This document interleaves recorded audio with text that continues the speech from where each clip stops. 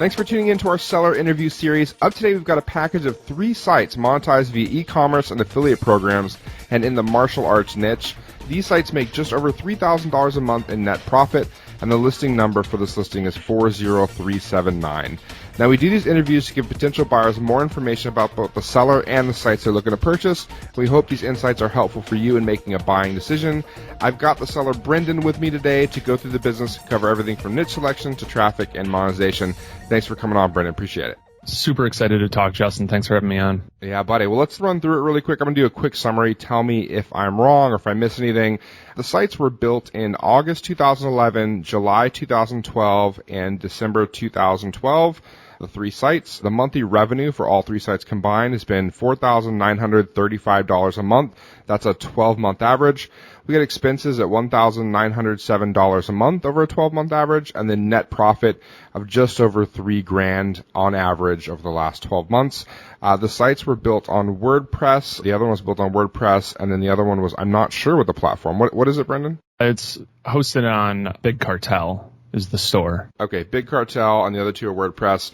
The listing overall is listed at 32 times multiple, which means 32 times the monthly net profit. And the site is primarily a marketplace, plus it has affiliate reviews for a bunch of different products in the martial arts space. Is that about right? Nailed it. Cool, man. Well, tell me a little bit about your background in kind of building and running websites and online businesses. How'd you get into this crazy deal? So the websites are in the martial arts niche, and it's a martial art that I've been participating in for almost a decade at this point. And when I started them back in kind of mid 2011, I was doing the martial art and I really enjoyed it. And I noticed that in my local community, there were a lot of different gyms and academies that were kind of disjointed. So I made a local community website. I live just outside of Chicago for it. And the community website was doing great. I was having a lot of fun with it. And I realized that if I put these affiliate links on there, people would click them and I would make a little bit of money.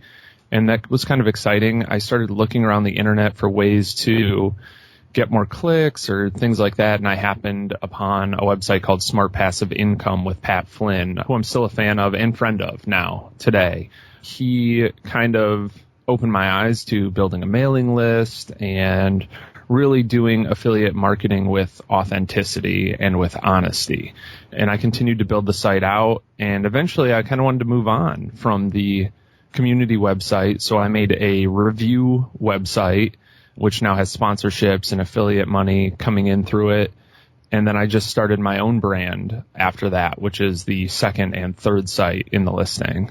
Cool. Okay. So you start off in this, and it wasn't like, hey, I'm going to make this site, I'm going to make some money, I'm going to be internet rich and retire in Tahiti or something. You were like, look, I'm into martial arts. I dig it. I want a site that I can work with. And you're like, oh, hey, maybe I can make some money with this. So you went back, started monetizing, and then learned more about monetizing and then started growing them out from there. Is that right? Yeah, I would say those are early. There were a lot of conversations between my wife and I in 2011, 2012, where it was a lot of her going, so how is this going to make money? And me saying, I don't know, but I'm going to figure it out. I'll figure it out. So I did, obviously, over time. But I think those early days, it was just a passion for the niche that I was serving. And I think that's what kind of helped to build such a big and loyal fan base. Cool. So you were one of the early Pat Flynn readers and listeners as well. I was reading his stuff back then as well, so that's pretty cool. Tell me about how the site makes money. Now, I know that you make some money with affiliate reviews, so you review particular products. You have advertisers on one of the site. One of the sites is a community. Can you kind of break down where the money comes from, just in a general kind of overview? Sure. So the money comes in a couple different ways. Keep in mind, again, these are 3 websites. They were kind of built organically off of each other, and they all kind of work in tandem with one another to produce what is becoming an almost completely passive income, which I'm really excited about. The first website is an affiliate review website. It's done with a lot. It has its own community, fairly decent Facebook page that we've built without any type of ads or anything like that. A fairly large, almost equal in size to the Facebook page mailing list as well. All the money from that website is done through sponsorships, through ads that are sold, usually on a 12-month contract, which would then transfer over to a buyer through affiliate clicks to products. I'm kind of moving away from the affiliate links just because it's dependent on somebody else's program versus what I can offer to advertising partner, if that makes sense. Yeah, you're going to get better. So that's where the money comes in through that. There's more opportunity for you if you do it yourself, right? Yeah, and I just prefer the idea of, when I'm marketing, having here's a set ROI I can provide, here's what you're going to pay, and then I can just go full bore into that. Versus, if you have your whole site monetized through an affiliate program and they cut the affiliate rate in half, well, they just cut your income in half. I'd rather work one-on-one with each individual brand that's sponsoring the website versus kind of like a wholesaler or retailer. And there is still income coming in through that, and I do have those on the site as well. So kind of like a two-prong approach. But the real cool part of the site is that it's a review website. So the other two, the second website is a e-commerce site, a store. And the review website funnels a tremendous amount of traffic to that store. Because the traffic on the review website is high and it's kind of buyer ready, like these are people who are ready to purchase, sending them to my own store makes a lot of sense. It's all done with a lot of authenticity and transparency, like we talked about with Pat Flynn. It's kind of my MO. So when they go to the store, they know it's me and they're really, really happy to support that brand. So a lot of the income is made through the sales on that store. Eventually, I decided to build out a blog. I thought another additional property that would be really smart and really strong in the niche would be a site where I could get people to kind of write for free on that site and potentially have posts go viral and be spread around the internet. Just building up content that seemed to make a lot more sense in the niche, but it didn't make sense to put it on either the store or the review website. So that's the third website in the listing. But the traffic flows between all of them. They primarily funnel the traffic to the store. It's interesting that you did it on separate sites when, a lot of people will do it through their own blog. They'll have a review. Maybe, they can do subdomains or something, but to have it on three sites is an interesting choice. We've thought about doing that too and adding different brands, but the idea from my perspective, trying to market three different brands sounded pretty tough. But I know other people that do it this way. I know that, I forget his name now, but the guy out of Australia, he has like a bunch of different brands and he promotes, across all platforms, across all products from here to there. And again, very transparent about it. Says it's him and he's promoting it over here, but he likes the idea of separate brands. I want to go back to something that, when you start off in martial arts. Now, a lot of people have the question of, do I start, chasing my passion or do I just go after something I feel I can have a good chance to make money with? And did you actually sit down and have that kind of discussion in your head, or was it more just like, I dig martial arts, I'm going to set this up kind of locally, and then you kind of came across the idea that, I can make a living out of this, or I can make a nice little mini business for myself? So originally it was just pure passion. I just saw kind of one of my strengths, I think, is like an online entrepreneur, is seeing opportunity where there may not be any opportunity that others would notice. And I saw an opportunity with a disjointed martial arts community in my local area, kind of pulling that together. I saw opportunity for doing tournaments down the road and big events and all of these things. And, after we decided to have kids and things like that, my wife and I kind of looked at the long-term plan for it. And I'm like, I don't think me working my butt off to, build up all of these other gyms and academies in my local city was really what I wanted to do long-term, really where I wanted to spend my energy. I would rather do something a little more passive on the internet where I could get up at 3 a.m. and do the work then versus having to be gone every night, every weekend, just to help other people build their business. So originally it was just passion. And then I realized that the ability to monetize that would be incredibly difficult, especially at scale. Whereas, or at least completely online, would be a lot more reasonable for what I wanted in my life. Cool. Okay. So to meet your own goals, you said, look, an internet business just makes a lot more sense than a brick and mortar, and then setting up, all these events and tournaments locally. And although I'm sure that would have been fun and you were like, oh, that'll be great, the work you were thinking about and going, I think an online business where I can have time, with my wife and, enjoy my life would be better. What are your reasons for selling the site right now? Like, why don't you just keep it, continue growing it out for a few more years? You've had it, 4 years or almost 4 years now already. Like, why not just keep it? I think I'm just really more interested in pursuing other projects down the road. I have been doing it for 4 years. This has been my primary venture online. And I think just, you get to the point with new opportunities and new ventures that you become interested in over time. It's kind of like, I would kind of say building business is similar to like that scene in The Matrix where he takes like the one pill or the other one. And then like once you know, like you can't unknow these things. Yeah. So once you have new opportunities presented to you, or you have like new ideas and new things that you want to pursue, you can't not know those things. And I just want to kind of move on and try new projects. We're also having a baby here in like maybe a week or so. And that'll be our second kid, and family is becoming an increasingly large priority. So kind of moving on to other ideas or maybe taking some time off is something else that I'm pretty interested in. So you guys are pregnant. You got a new baby coming along. I can see why you're looking maybe for a change. Your life's be changing here soon anyway. What's the plan for the cash when you sell? One of the questions buyers have is they want to know, they don't want to give you the money and then have you turn around and start competing with them in the same exact space. They want to know, kind of what else you're doing. So what are you thinking? So this is kind of a lesson for anybody starting a business. Justin, like we said, I started my business on my passion, this passion for a martial art that I'm very into and very much a part of the community online and offline. And part of the problem with starting a business is that if you base it on your passion, at some point you will hate your passion. You'll just hate it because it's business and it's work, and people who are your friends, will look at you as like a person running a business in the space versus somebody who like, hey, we can just be friends. Like they always see that kind of aspect. So I think that's kind of a big part of it, is just that, running this business has changed kind of how I see the community and how the community sees me, which has been great. And it's been really, really lucrative. But one of the things I'm really excited about is to not be in this niche anymore and just be kind of like a regular person, if that makes sense. I want to go back to just being like Clark Kent and just being I'm Superman, but do you know what I mean? Yeah. Like I want to be Peter guy. Parker. I'm not in the space. People don't know me for that. I just want to, continue on doing something else. Absolutely. Let's talk, the site was built, the original site was built in 2011 with the other ones coming out in 2012. Talk to me a little bit about like trajectory. Was in 2011, did you have an immediate hit on your hands? Was it just crushing it in terms of earnings, or was it kind of a slower burn, kind of building up to a point that was, where it is today? Oh my gosh. It has been I think when you're building something organically, and this is like viral social that you see now where websites can get 100,000 hits in a day and stuff like that. This is old Facebook, where it was awesome because if I had 300 Facebook fans, there was a really good chance that 300 people would see my post.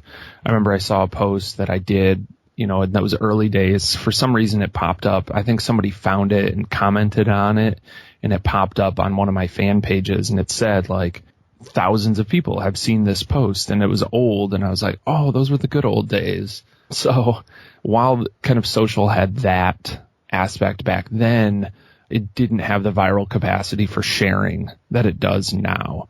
So having an immediate hit was really, really a lot harder back then, but it really forced me to focus on my community and providing value, making free ebooks for them, providing great advice, great value, just value, sending out free patches for people to wear in their martial arts uniforms that kind of, were for my website and all of these things.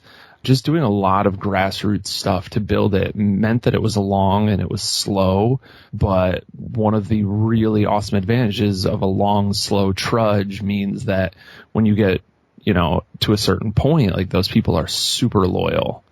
And like, there's a reason my mailing list is equal in number or roughly equal in number to the number of fans I have on my social platforms. Like, people are highly engaged.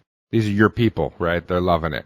Yep. Yeah, it's true. And it's nice to have a moat around your castle, right? And kind of the slow, long slog is a moat, right? Because a lot of people don't want to have to go through that work. In fact, that's very likely one of the reasons why someone's going to buy this package of sites, is because they'd like to skip that, and they'll pay for the privilege of skipping those early steps that you've already put in, right? And they're going to pay you for doing it. Is there anything that you learned in building this business that just worked, that you tried out and just became a real hit and you really kind of continued or scaled or something like that? So one of the things that's cool about separate brands is a lot of times when you do giveaways to build a mailing list or to build fans on a social platform or whatever, you end up getting a bunch of people who just want things for free, which can be terrible for selling, which is another tip that I would give anybody building any websites. Just be really, really careful. You can build a giant mailing list or a giant fan base really fast, but they're not anybody who actually wants to buy anything from you. It can be really dangerous. But one of the cool things about having separate properties is that the fans of one property might be looking primarily for free things, and that's great. But then those are people that you can advertise to for, the e-commerce site and things like that. Yeah. So giveaways was huge. For me in the early days, that was just me doing some really clever linking from my blog to Facebook, linking up a specific image that I wanted them to share and things like that. And now it's really simple. Plugins like King Sumo make it so simple to have like a sort of viral sense. Because part of the problem with giveaways, Justin, is that like if you and I are both in the giveaway and we tell a friend about it, well, that decreases our odds of winning. Yeah, totally. Whereas right. whereas a plugin like King Sumo, and there's a bunch of other ones that people can use, whatever their preference is, those have a built-in kind of viral, it encourages that virality to it. You get more points for link sharing, right? So if you share it more, or you bring in more people to the site, then you're going to get a point for everyone that comes in. And, the way to get the most points is to share it more than the guy next to you, right? Yeah, it's super funny. I looked at some of the analytics and there's probably 10 or 15 people that do the majority of the sharing. And it's awesome because then I can reach out to them and be like, hey man, you didn't win, but you shared the giveaway and I really appreciate that. Here's something awesome. Yeah, those are your there's a lot, right? Those are the people that are your promoters. Mm-hmm. One of the things we found with our business was, we generally try to write our content towards our potential customers, whether it's buyers or sellers or investors.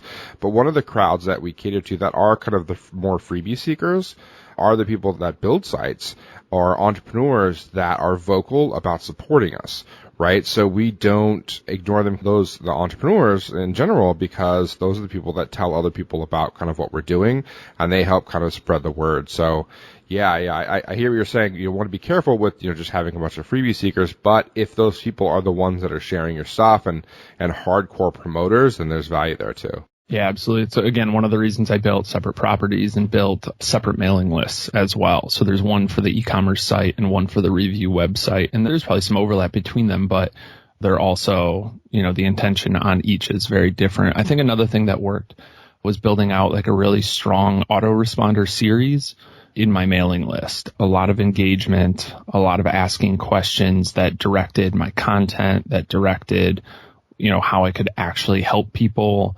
Even gave me product ideas down the road.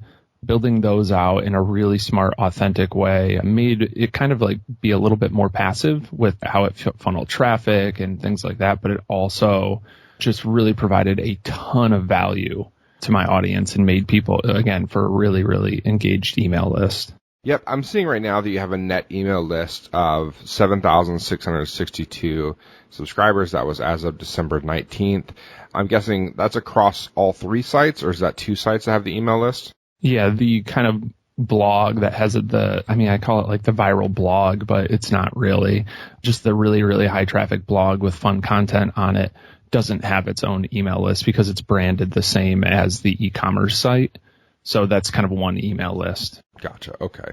So yeah, site 1, we're talking 7,600 email subscribers. Site 2 and 3, we're talking 3,900 email subscribers. Mm-hmm. Tell me one thing you've done with the sites that didn't work, that you thought you were onto something, it was going to work, is to make you more money or get you more traffic, and kind of flopped. So again, we're kind of making this just for anybody who's listening, but one of the things I would always advise people is if you're ever going to bring on a partner, and I'm sure you know this, Justin, if you're going to bring on anybody into your business, there needs, the fist bump and a handshake is a really poor way to do that.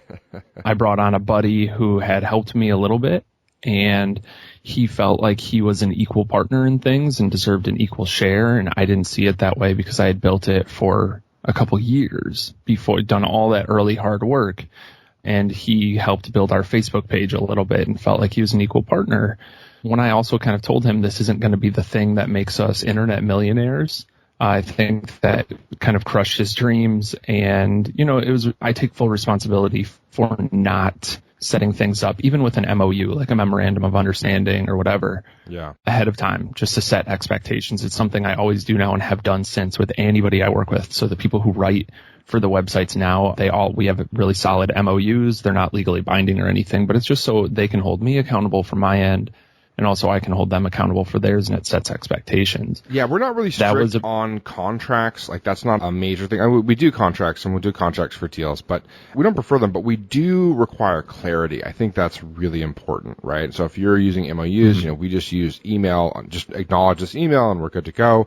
But I think that's really important with business partners, with contractors across the board, right? So you don't have those kind of misunderstandings. I actually just did that with some of our employees recently, where we discussed something verbally. I was like, look, let me just follow up with an email so that we have it in writing. We can all agree, make sure we're on the same page. Clarity. Yeah, exactly. So definitely. So it's a really great way to ruin a friendship. But, that's one of the few things that I did that didn't work. With most everything that I did. So I guess one of the big upsides to all the properties, this entire listing, is that there's a bunch of things I've never tried, because whatever I did, I went into it 100%, whether it was email marketing or anything like that. Like, I went in 100%, and I've seen a lot of success from it. But kind of that narrow focus, which will really help you be successful in a business, also means that I didn't have time to try everything. So there's still a lot of avenues that I've not tried. Gotcha. Okay. So yeah, everyone, I guess a note for everyone, be careful with your partnerships. And with partnerships, I mean, it's really got to be a 1 + 1 = 3 thing. I mean, otherwise, why have a partner, right? So unless you guys are adding more value together than you would separately, there's really no need for that partnership. So that's really important. Totally agree with you there. Let's talk a little bit about the traffic and earnings. Give me kind of a breakdown overall across the 3 sites. I mean, how much of your traffic is organic? How much is referral? How much is direct or social? How much is paid? What are we looking at? So there's no paid traffic across the sites. I don't run ads. Again, another avenue somebody else could try. I don't run ads on Google or Facebook or Twitter or anything. Pinterest. I've experimented with them a little bit. I decided that in the end, like, one of the biggest strengths of what I do is content marketing. So I decided to double down and focus on that and the email list and things like that, versus trying to learn all of these platforms, ads and things like that. So we don't do any advertising. I don't have the specific numbers in front of me. I could look them up.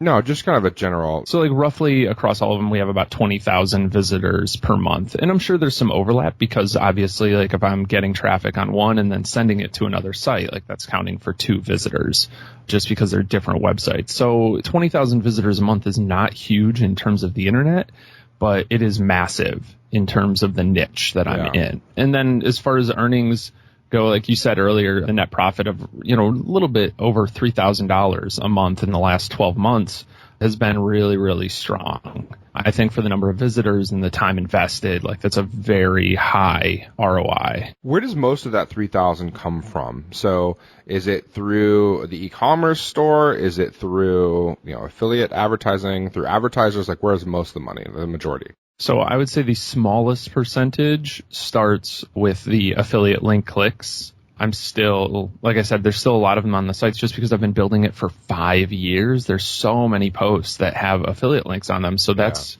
100% passive. I don't have to do anything with those. People find them in Google. The majority of our traffic does come from social, just because that's kind of how the web is working at this point. I've not, again, another opportunity for somebody looking at the listing would be like backlinking and SEO. Like, I've never done any of that. I've never been interested in it.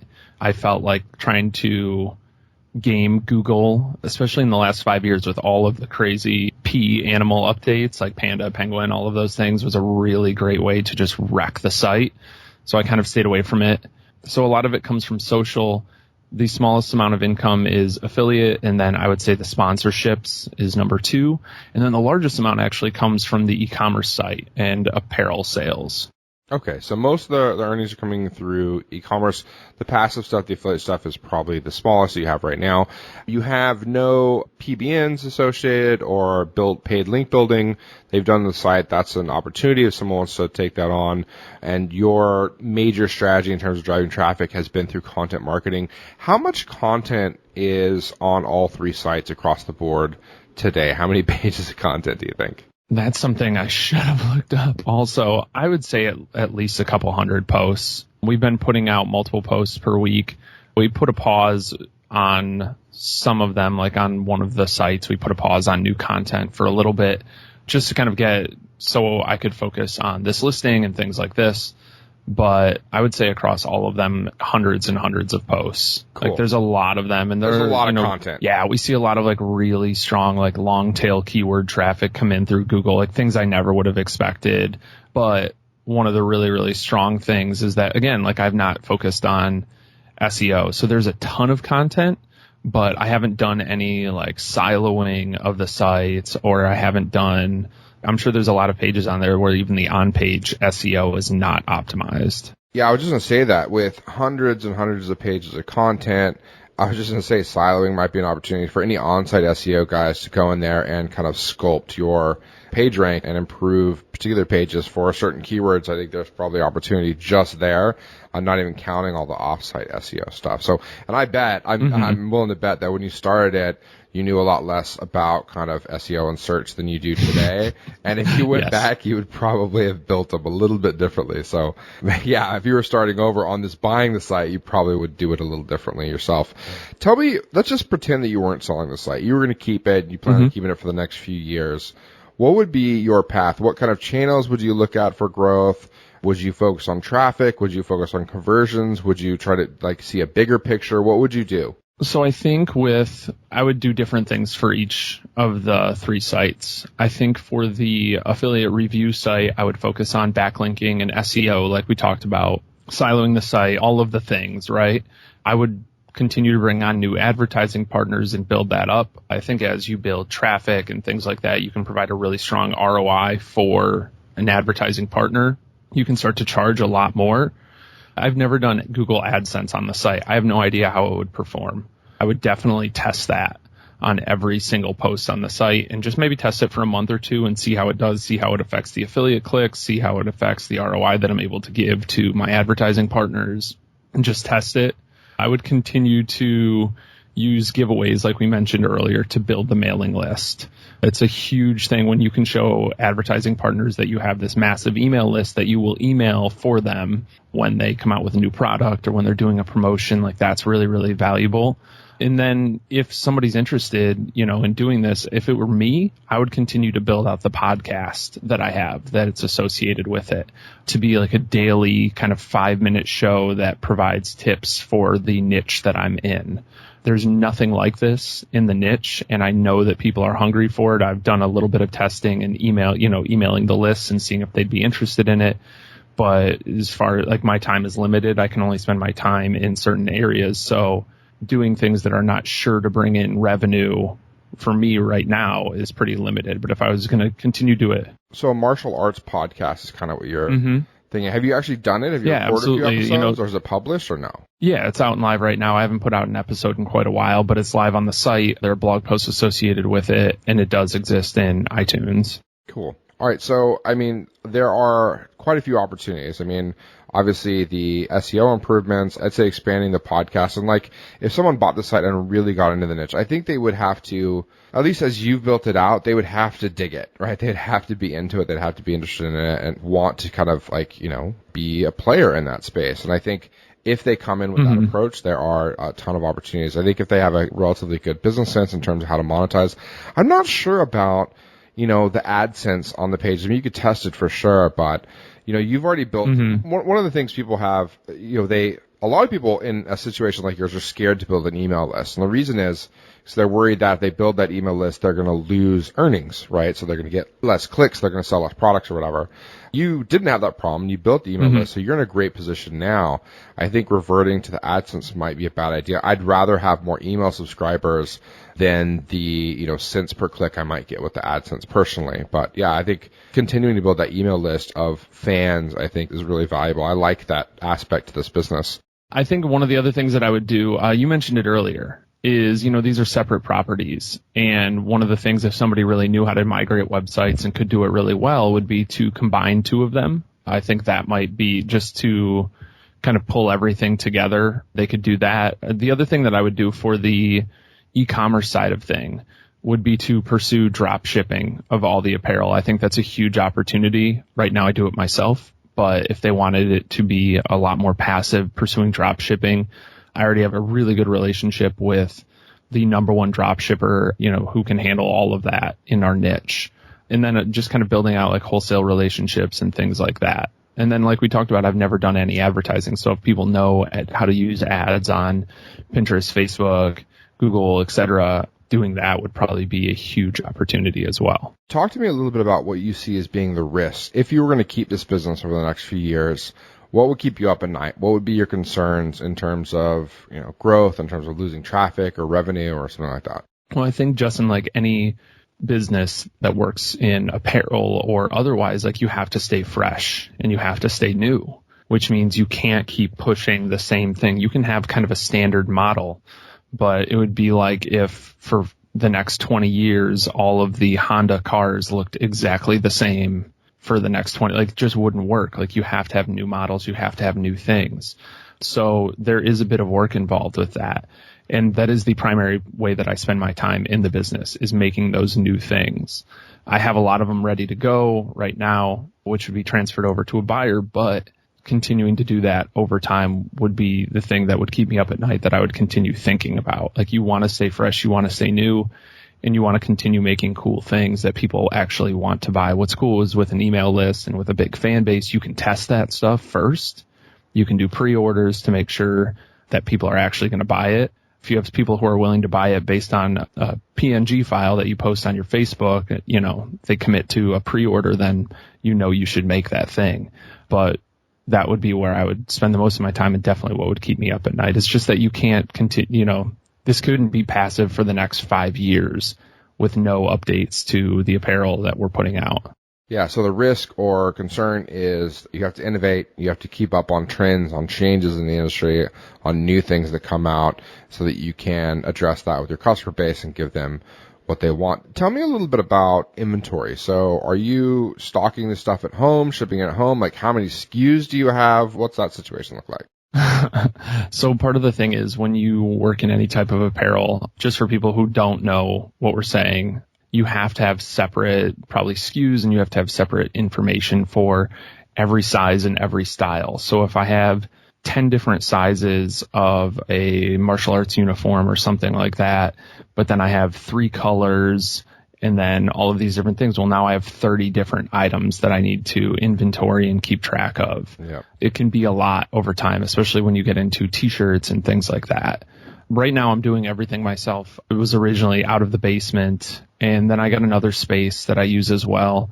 But right now it's really not that bad. I do it all myself. I think, like I said, one of the biggest things that I would pursue going forward would be the drop shipping of everything, so that, it's hooked up to somebody else's thing, and when an order comes in, they ship it out and I don't have to do anything for it.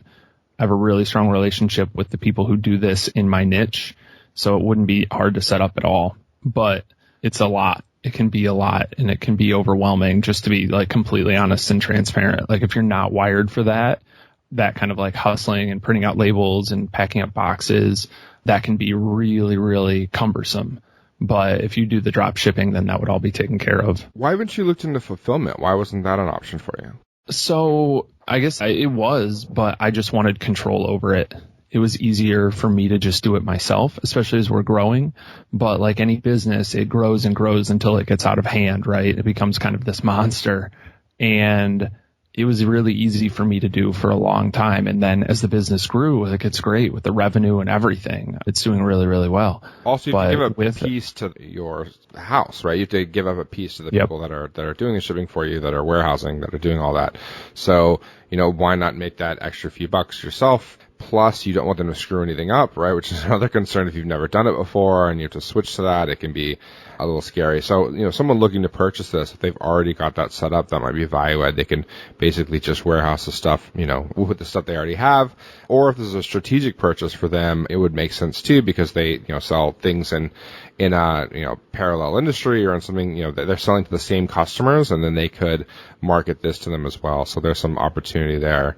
Let's talk about the work required. So on a day-to-day, on a week-to-week basis, What are you doing? You said you're keeping up with trends. Obviously, you're fulfilling orders. You're shipping the orders to people. What else are you doing?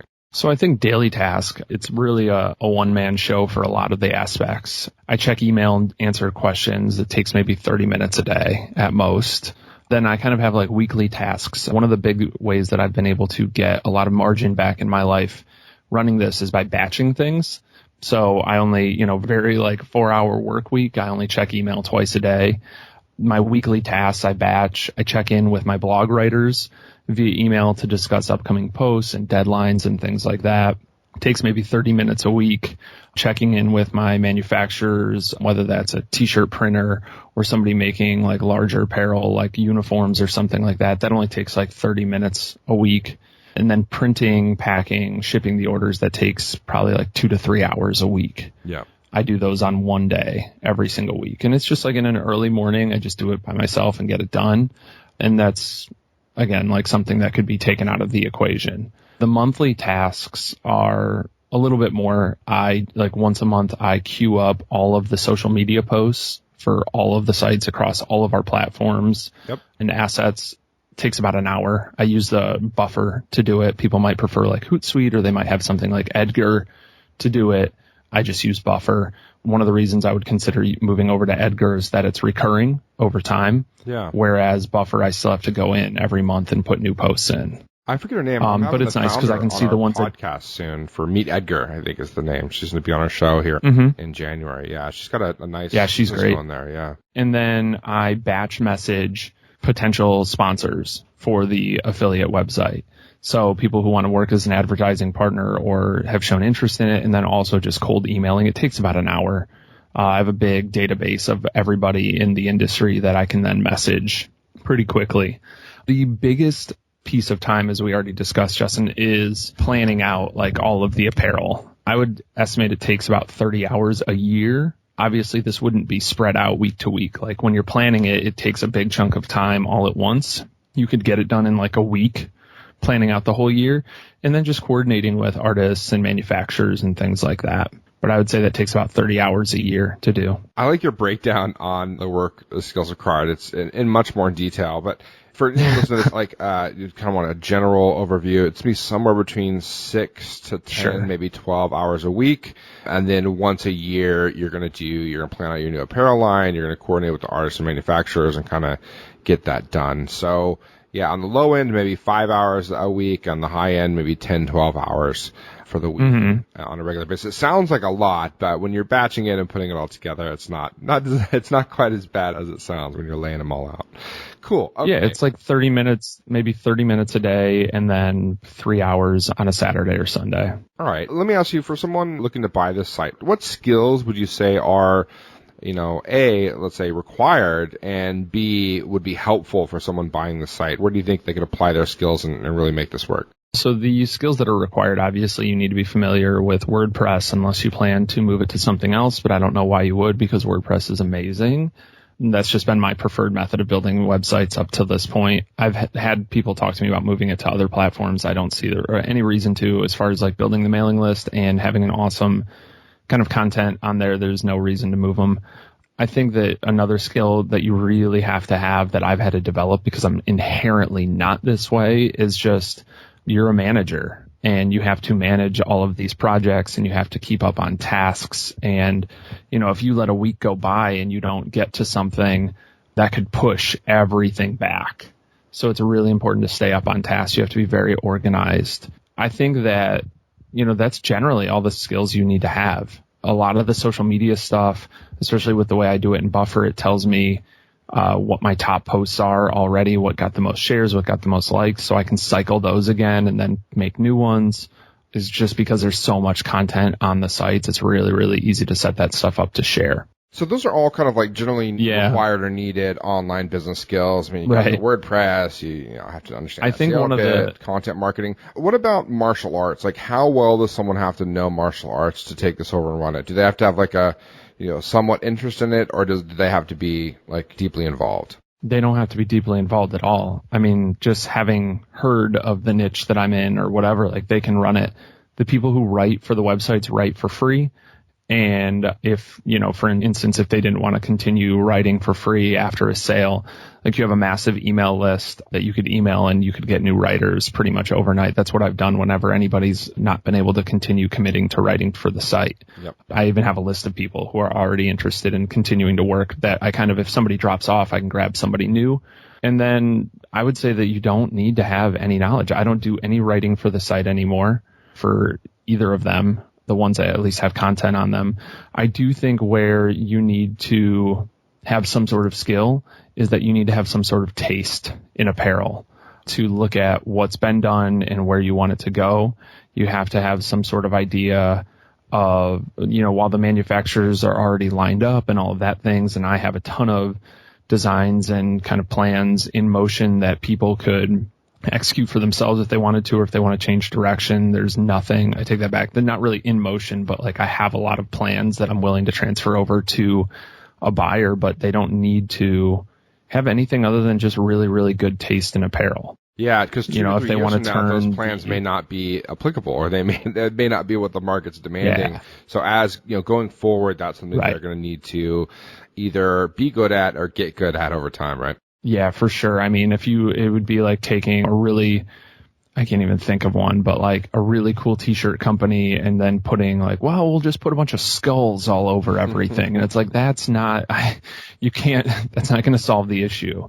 Yeah, so I think part of the thing is not necessarily having plans. I honestly, like when you work in apparel, Justin, like you can't plan out more than 6 months or a year. Like that would be a horrible idea. Yeah. Interesting. I'm not an apparel guy, so yeah, this is interesting to me.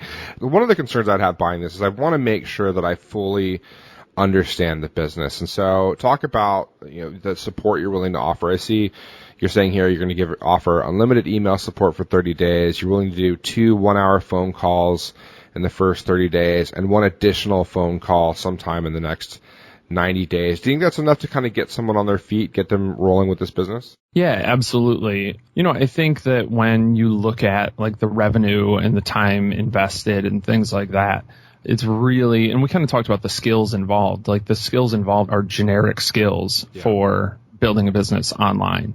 The only thing that people would need help with or would maybe want help with would be you sent me these files. What are they? How do they work? Maybe they're not familiar with a vector file and things like that. And that's no problem. Like that's what those calls are for.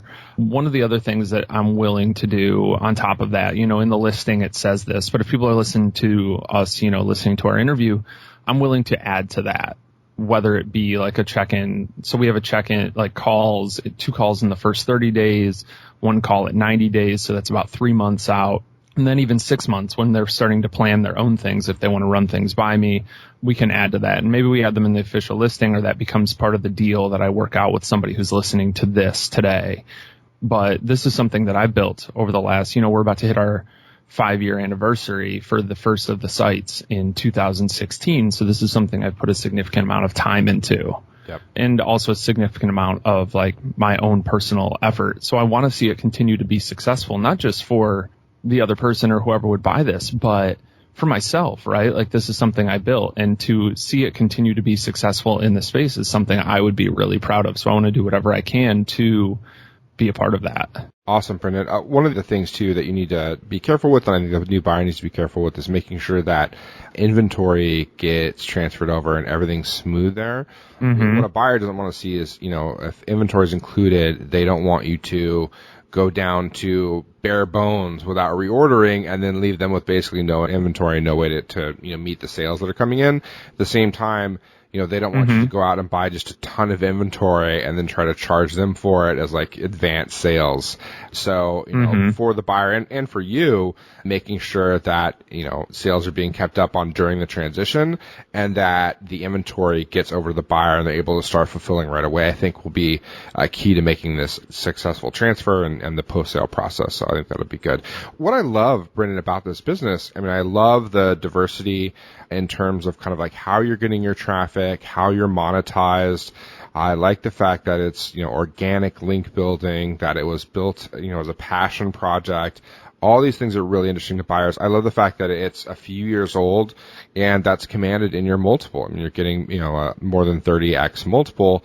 And the reason for that is because of these things. So I think it's interesting. I think that the work required in terms of holding inventory, I think the buyer will probably have an answer to that, or they'll need to come up with an answer for that, or take it over. Maybe it's something they are interested in. They want to kind of, get a feel for it. I know that some people love physical product businesses. They don't like this, selling apps or SaaS businesses or software. Yeah. They want to feel something and have something real tangible they can sell to their customers. And this might be a good fit for them.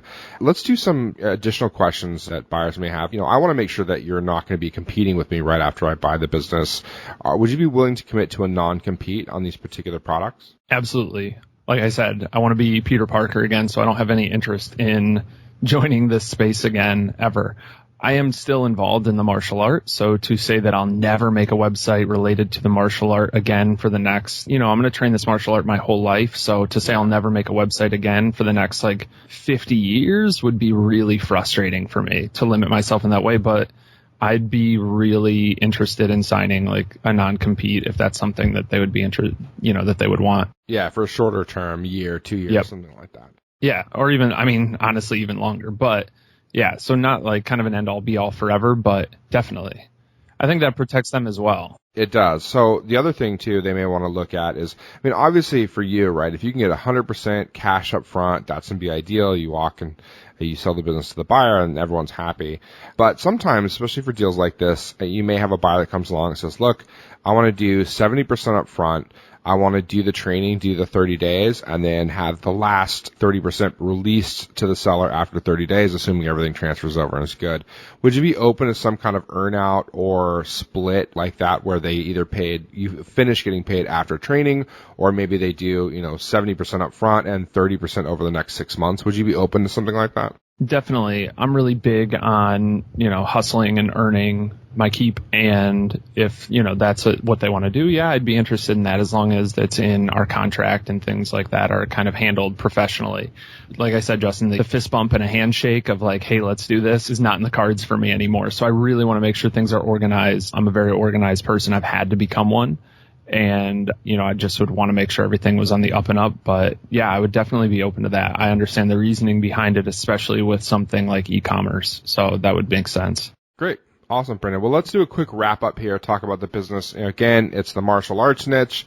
There's 3 sites in this. The first one was built in August 2011, and then you had 2 more followed up in July 2012 and December 2012. The monthly revenue on this on a 12-month average is just under $5,000 a month. And with expenses of about $2,000 a month, you get net profit of about $3,000 a month. And again, that's over the last 12 months. And it was built, 2 of the sites were built on WordPress, and the other one is Ecommerce on an e-commerce platform.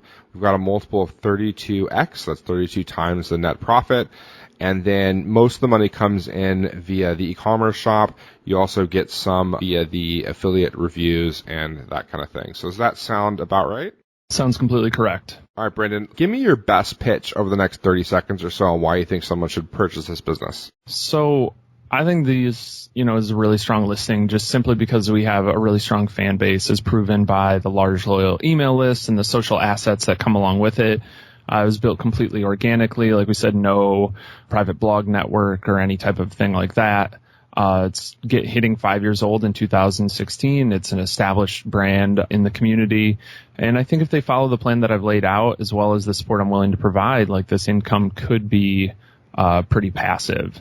And I think that's really interesting for a lot of people. Awesome, Brendan. And for anyone listening to this that's looking for a long-term established and profitable business with a rabid fan base, people that are really interested in the niche, I think this is a really good one for you to look at. If you're viewing this on YouTube or something, you can click on the link in the show notes. It'll take you over to the listing page where you can get more information about this business for sale. If you're on the listing page on Empire Flippers on listing number 40379, you can look to the top right-hand side. There's a refundable deposit you can pay, and that'll get you everything. That'll give you the URLs, that'll give you, unredacted screenshots of traffic and earnings and all the details you need to make an informed buying decision and see if this business is right for you. Brendan, again, man, thank you so much for coming on, and thank our potential buyers for listening to this interview. Thanks so much, Justin. I really appreciate it. And also to any potential buyers, I really appreciate you guys taking the time to listen as well. Time is one of those non-renewable resources that we have, and the fact that you've taken the time to listen to Justin and I today really means a lot to me.